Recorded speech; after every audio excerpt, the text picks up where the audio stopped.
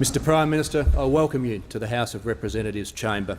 Your address today is a significant occasion in the history of the House of Representatives. I now call the Honourable the Prime Minister.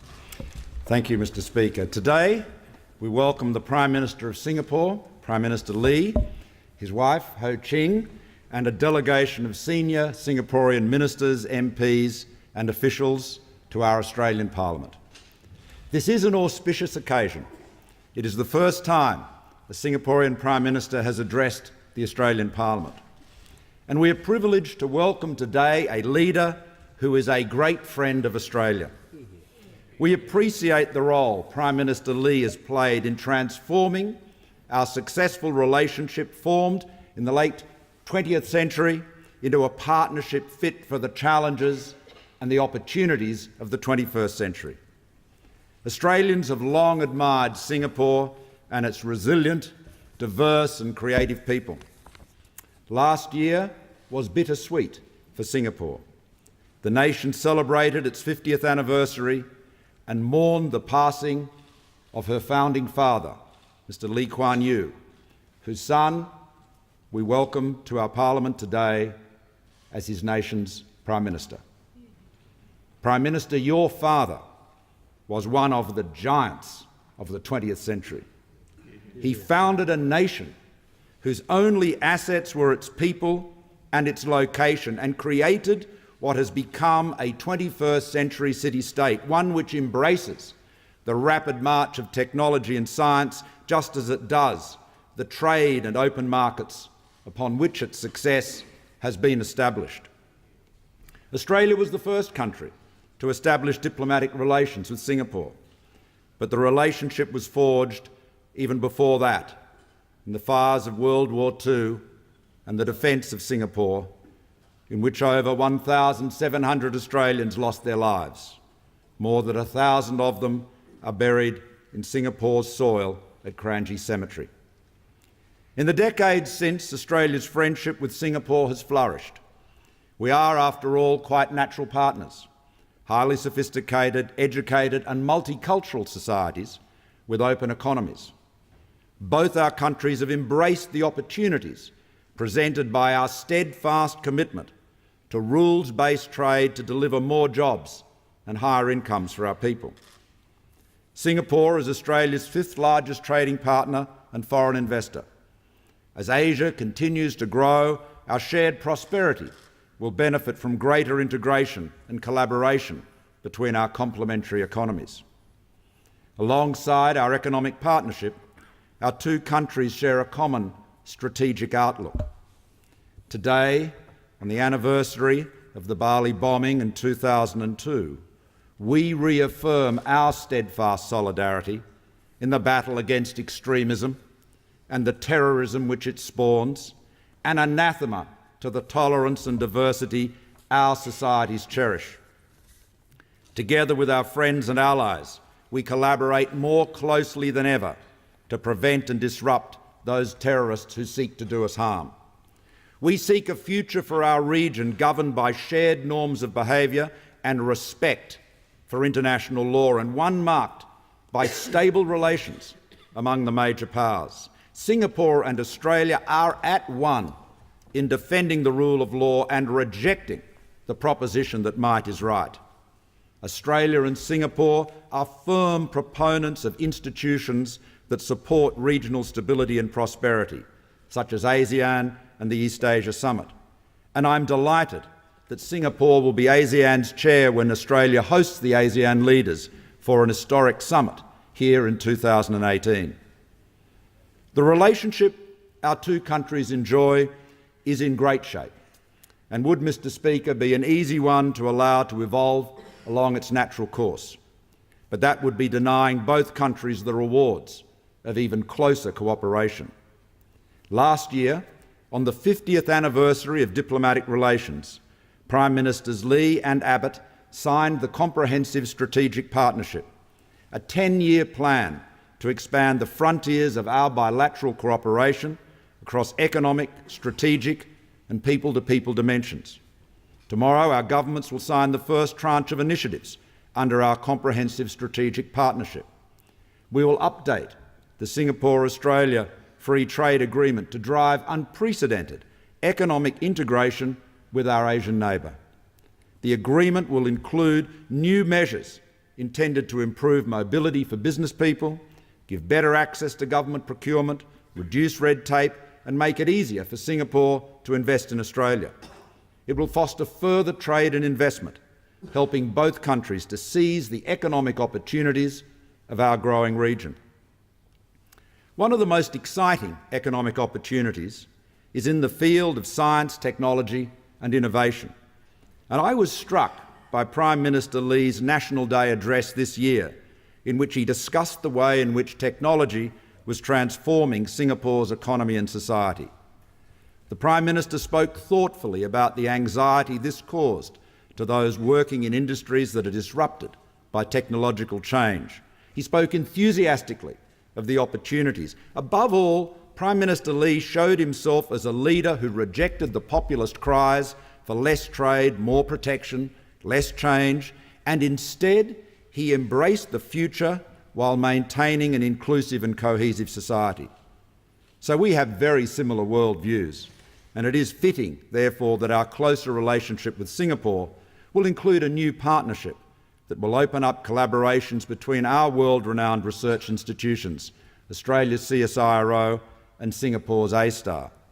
Soon we will establish an innovation landing pad in Singapore to provide a platform for Australian startups to team up with their Singaporean counterparts and Singapore-based industry and capital to bring their ideas to market and accelerate and amplify the already strong collaboration between our two countries' innovators. Tomorrow, Prime Minister Lee and I will also inaugurate a new chapter in our defence relationship. My government has agreed to expand access for Singapore's armed forces to training grounds in Australia. These grounds in North Queensland will be co-developed by Australia and Singapore and will make a long-term and very beneficial difference to local economies and jobs. Our decision to grant Singapore this special level of access underlies the enormous trust and respect that exist between our respective armed forces. It also reflects our commitment to do more as security partners, especially as our strategic circumstances change and evolve. Mr. Speaker, I've spoken of our like-mindedness with Singapore, our shared interests and our complementary strengths. I want to conclude with some fond words about our similar national characters. We are countries with different histories and different cultural traditions, yet we are countries familiar and comfortable with one another. We prize informality. We are suspicious of pretense. We speak plainly and with pragmatism, as friends should. We focus on outcomes and delivery, not pomp or protocol. Each of us can lay claim to be among the most successful multicultural societies in the world. So our bright future is not just about complementary interests and strengths. It's about common human qualities.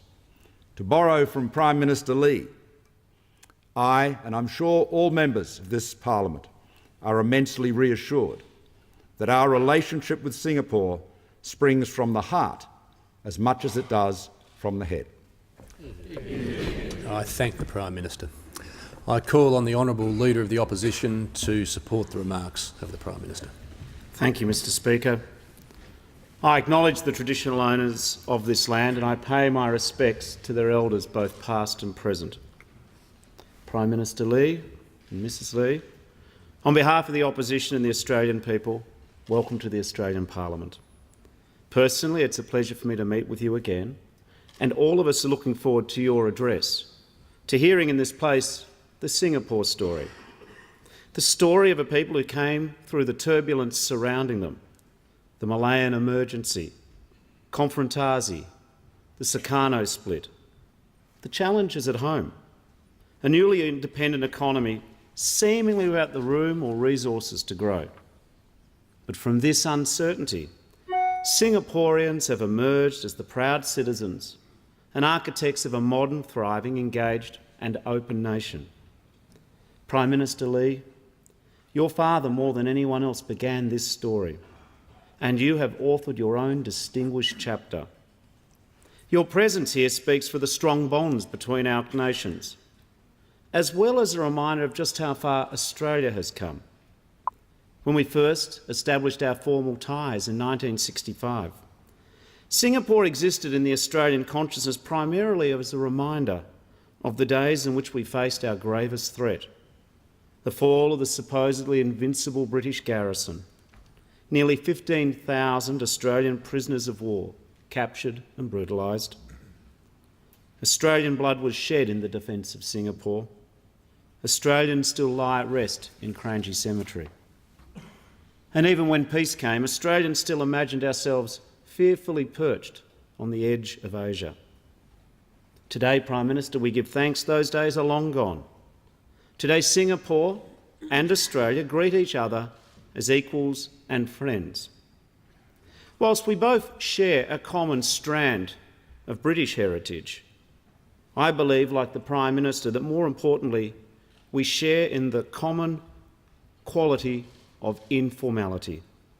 We are partners in prosperity, respected voices in ASEAN, APEC and the East Asia Summit, known as advocates for peace and security in our region and the wider world. In Afghanistan, our troops served alongside one another, holding back the forces seeking a base for terrorism.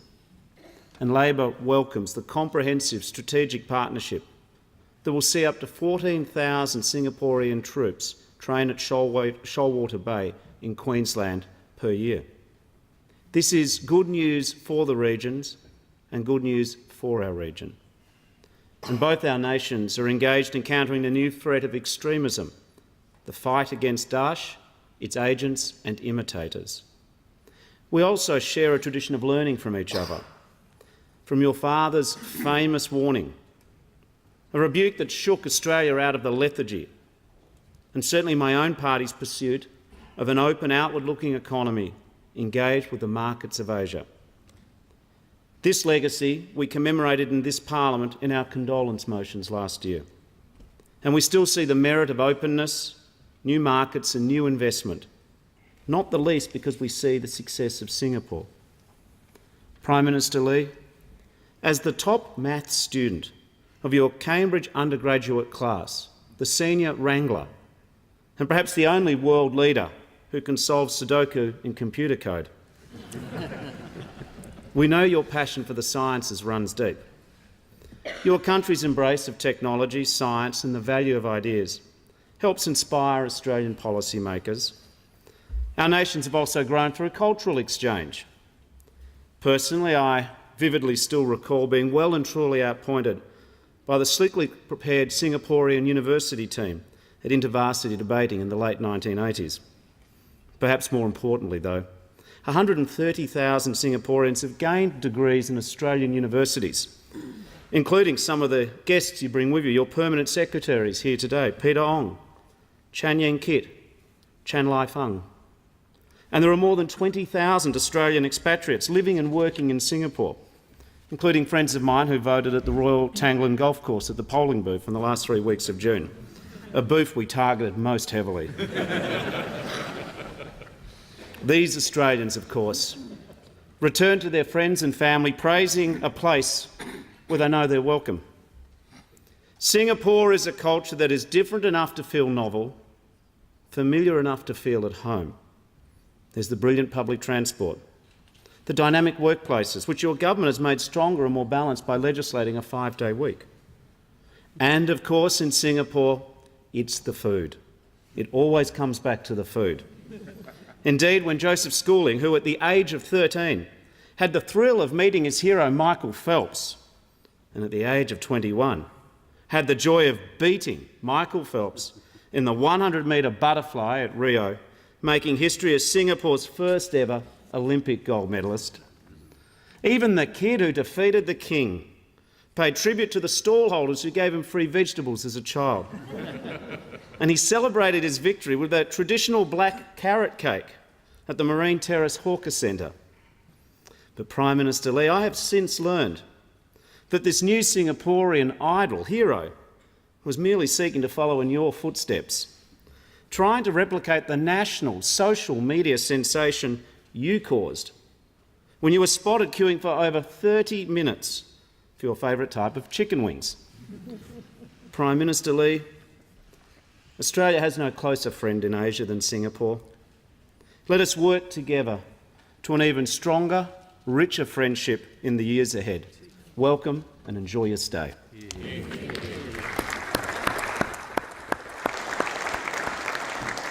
I thank the Leader of the Opposition. Mr Prime Minister, on behalf of senators and members, can I now also welcome your official party to the floor of the House? And, Mr Prime Minister, it gives me great pleasure to invite you to address the House.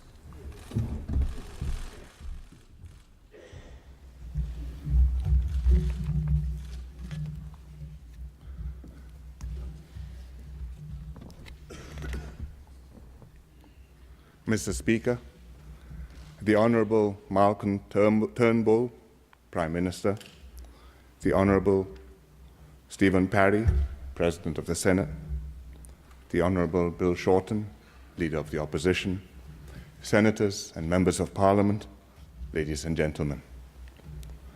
Thank you all for your warm welcome. I'm honoured to address you in this Parliament House today. I'm also very happy that with a comprehensive strategic partnership, the CSP, Singapore's relationship with Australia has reached another significant milestone. Singapore's ties with Australia go back into history. During the Second World War, as you've heard, Australian troops fought bravely to defend Malaya and Singapore. Many gave their lives.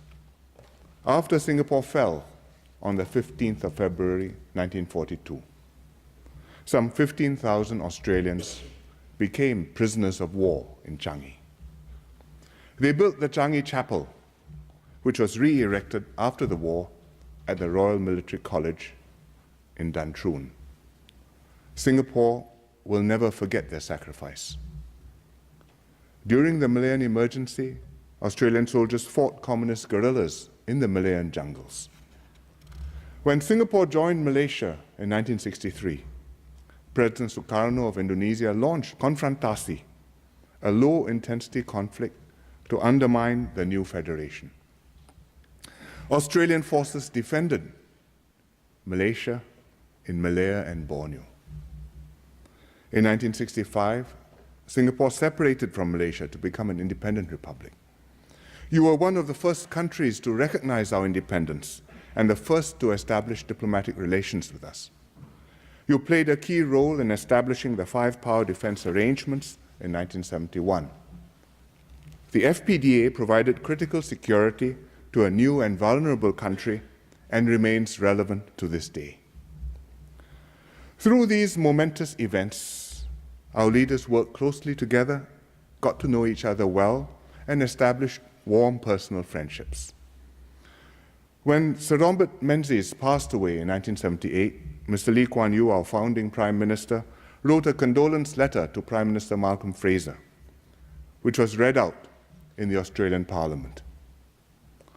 When Mr. Lee passed away in March last year, the Australian Parliament moved a motion to honour his contributions to bilateral relations, and Mr. Tony Abbott attended Mr. Lee's state funeral service as Prime Minister. The people of Singapore were deeply touched by these gestures of sympathy and friendship. How is it that Australia and Singapore, two very different countries, as Prime Minister Turnbull said, a wide brown land and a little red dot, can forge such a deep bond? In land area, Australia is more than 10,000 times the size of Singapore. We are smaller than many sheep farms. The ACT alone is 3 times the size of Singapore. Australia has abundant natural resources, Singapore has none.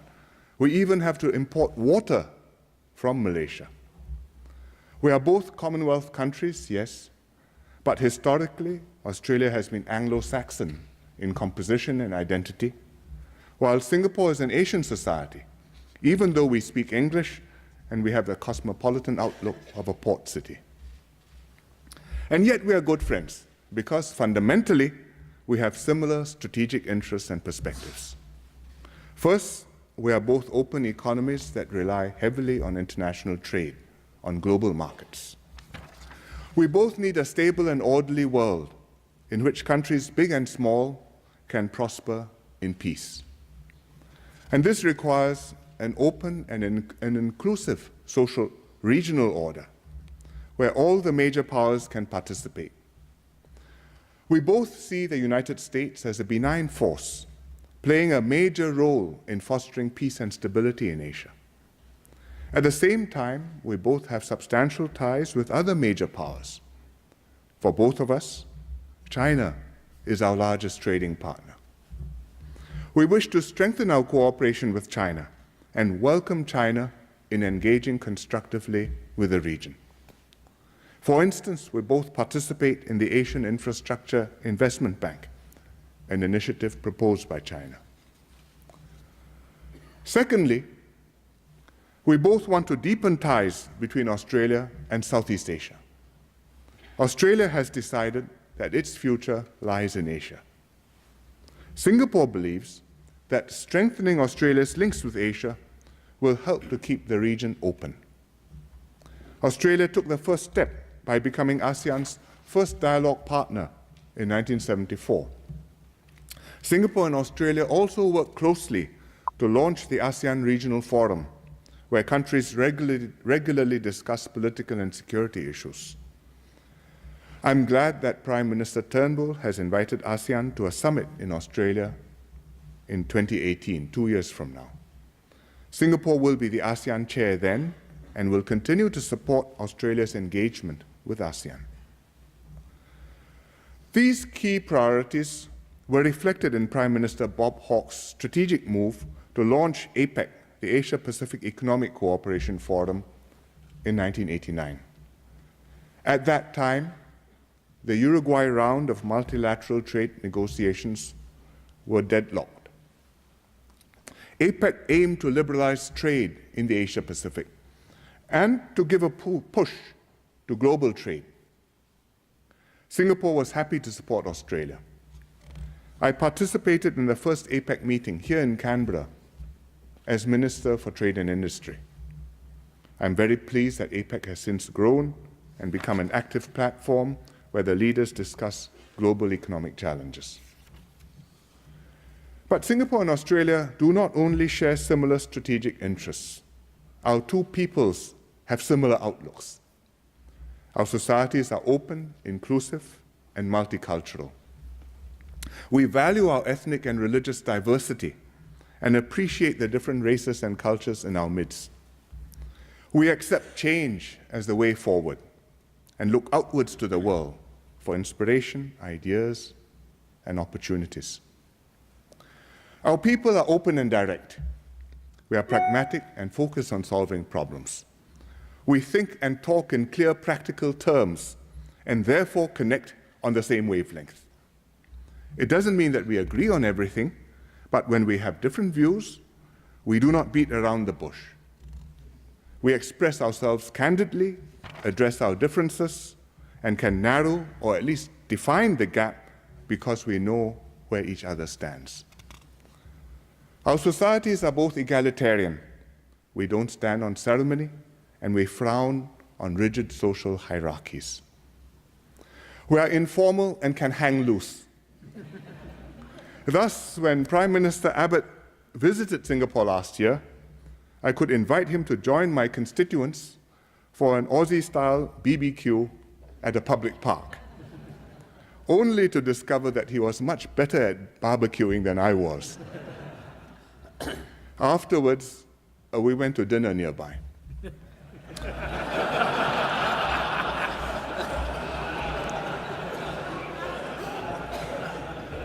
I made sure to choose some good Australian wine. But alas, I neglected to check the steak. After dinner, Prime Minister Abbott asked the chef where the beef was from. And the chef, with Singaporean directness and candor, replied, "From the US, sir." I will have to do better when Prime Minister Turnbull visits us next year. I have often personally experienced Australian warmth and hospitality. I first came to Australia nearly 50 years ago in 1967 as a teenager on an exchange visit. I stayed with a family in Melbourne, the Blanche family. Their son Graham was about my age and we quickly became friends. The Blanches took me to their holiday home at Mount Martha on the Mornington Peninsula. The first night for dinner, not knowing what to expect, I put on a tie. Graham stared at me and said, "You're crazy, take it off." He taught me something about Australian informality that I haven't forgotten. I've stayed in touch with the Blanche family for all this half a century, so I'm very glad that today Graham, his siblings Balfour and Heather, and their spouses are here with us to share this special occasion.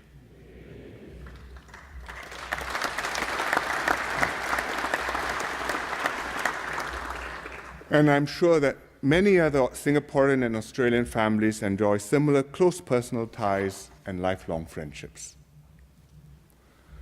This shared strategic outlook and ethos, and social ethos, is why Singapore and Australia have done so many things together.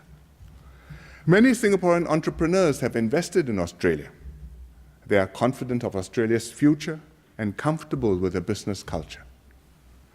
More than 20,000 Australians live and work in Singapore, in all sorts of professions.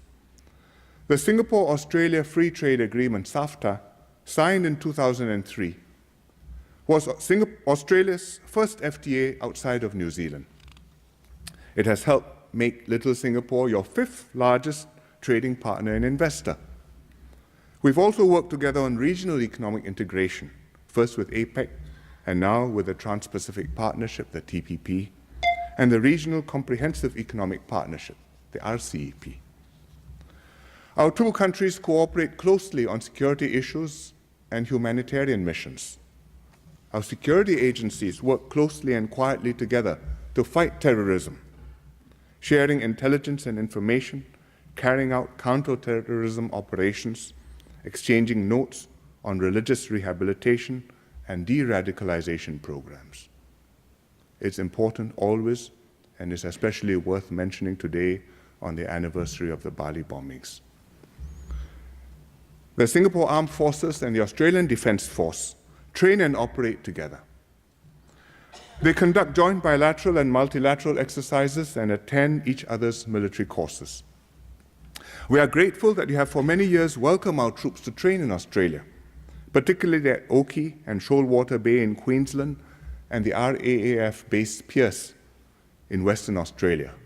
I hope we have been good guests. Our forces have operated alongside each other in Uruzgan in Afghanistan, worn blue berets in East Timor and Cambodia, and cooperated in anti-piracy operations in the North Arabian Gulf. In Iraq and Syria, we are fighting ISIS together as part of the counter-ISIS coalition. And our tankers have refueled your F-18 fighters regularly. These deployments reflect our shared strategic priorities and have built camaraderie and a sense of common purpose among our troops. I know these not just as abstract principles, but through personal experience. Years ago, in 1983, we had a cable car accident in Singapore. 13 people were trapped in the cable cars to Sentosa after an oil rig snagged the cable. I was then serving in the armed forces and directed the rescue operations. We dispatched 2 helicopters with winchmen to rescue the trapped passengers. One of the pilots was a young Royal Australian Navy officer, Lieutenant Jeff Ledger. He was on exchange with the Republic of Singapore Air Force, helping to build up its search and rescue capability. He did not have to fly this mission, but he did, piloting one of the helicopters. It was a risky operation at night under windy conditions, but fortunately the rescue succeeded. Jeff Ledger has since retired from active duty as a Commodore, and I'm glad that he's here too to share this special occasion with us.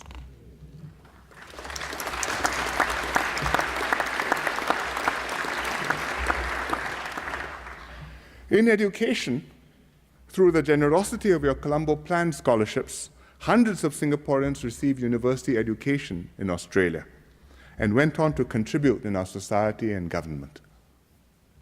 They include 2 presidents, several cabinet ministers, 2 heads of civil service, many senior public servants, some of whom are here today. Beyond the Colombo Plan, Australia has welcomed and educated over 100,000 Singapore students. In the other direction, many Australian students come to Singapore on exchange programs. I'm glad that Foreign Minister Julie Bishop had the vision to champion the new Colombo Plan. By the end of this year, Singapore universities will have welcomed some 800 Australian new Colombo Plan students.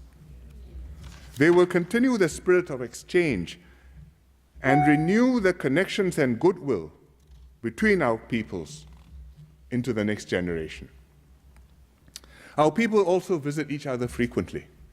Last year, some 400,000 Singaporeans visited Australia, and 1 million Australians visited Singapore. Some come for educational business, more come for holidays or to visit family and friends. We feel quite at home in each other's countries. Singaporeans may not quaff quite as much beer as Australians, but I have it on good authority that Victoria Bitter goes well with chili crabs. Indeed, many of us have families living in both countries, starting with Prime Minister Turnbull. I was very glad to learn last year that the Prime Minister had a new granddaughter, Isla, born in Singapore during our Golden Jubilee, our SG50 year. In Singapore, we would call her an SG50 baby. But because it was also the 50th anniversary of Singapore-Australia diplomatic relations, she is also an SA50 baby. For these compelling reasons, I'm happy that Prime Minister Turnbull and I have concluded the comprehensive strategic partnership, an ambitious package that enhances core aspects of our cooperation and brings together our complementary strengths. I thank Prime Minister Turnbull for his strong backing for the CSP, and indeed the whole coalition team and colleagues from Labour and the crossbenches for your continued support. In defence, under the CSP, the Singapore Armed Forces will have more training, space and opportunities in Australia. With a 25-year horizon, we will jointly develop state-of-the-art facilities in Australia. This will improve the quality of our training and help to overcome Singapore's size and constraints. Our 2 armed forces will have more opportunities to train together and enhance interoperability. And I think more Singaporean servicemen will go home with sheepskins and little koala bears. In trade liberalization, an upgraded SAFTA will make it easier for our professionals and entrepreneurs to work in each other's countries. And the CSP also covers innovation and science. Australia has in the CSIRO a very well-developed Institute for Scientific Research. Singapore also emphasizes the importance of R&D to our economy, and we have A*STAR, the Agency for Science, Technology and Research, to lead our efforts. We've identified some key challenges to tackle, including basic urban problems like water supply and energy conservation. And we have much scope to cooperate more in R&D. Arts and culture will also get a boost, building on the rich exchanges we've had. A new Australia-Singapore Arts Group will steer the deepening of exchanges between our museums, art festivals, visual and performing arts. Through these exchanges, the CSP will cement our partnership for many years to come. Mr. Speaker, the CSP will enable Singapore and Australia to do much together. It is fitting to celebrate this milestone in our friendship in this Parliament House. It has a special link with Singapore, which honourable members may or may not know about. 30 years ago, Singapore planned to build a new tri-service military institute for our Singapore Armed Forces. We studied military academies in other countries, including ADFA, and searched for a suitable architect to do the project. We eventually found Mr. Romaldo Jergala, who had built this Parliament House. My first visit to this Parliament House was in 1989 when I was in Canberra for the inaugural APEC meeting. Mr. Jergala gave me a guided tour and explained his architectural vision. He showed how he had made it open and accessible to the public, how the building emerges from the landscape, and how people can walk around it as well as on the grass ramps which cover the building. It's impressive without being imposing and reflected the spirit of the Australian Parliament, open, integrated with the community. Mr. Jergala's design reflected how he saw the architect's duty, to reflect the spirit of the institution in the building and not to impose his own view. After seeing the Parliament House, I felt much reassured that we had found the right architect for our Safety Military Institute, who would understand our needs and express intangible but crucial values in brick and mortar. And indeed, we are happy with what Mr. Jergala built for us. Our Safety MI is on a much more modest scale than your Parliament House, but it too has an open concept symbolizing the close ties between our national service force and our citizenry and society. We are also happy that over the years, many Australian officers have trained at the Safety Military Institute and formed bonds of friendship and understanding with their Singaporean classmates, which will serve our two countries well. In all these diverse and profound ways, our two countries are linked together by our shared history, by strategic alignment, by shared ethos, by personal friendships, by what we do together, and even by our architecture. Our partnership is greater than the sum of its parts. I look forward to Singapore and Australia working together to deepen and to strengthen it, and enabling our peoples to prosper in peace and friendship for many, many more years to come. Thank you very much.